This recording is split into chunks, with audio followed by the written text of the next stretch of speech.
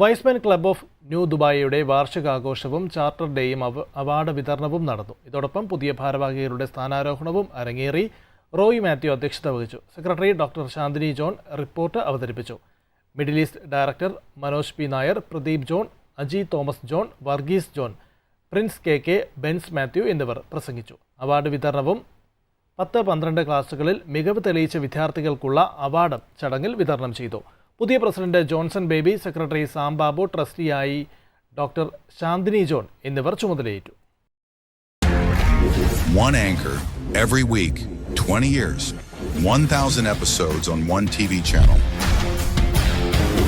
Middle East this week, an Elvis Chumar TV show.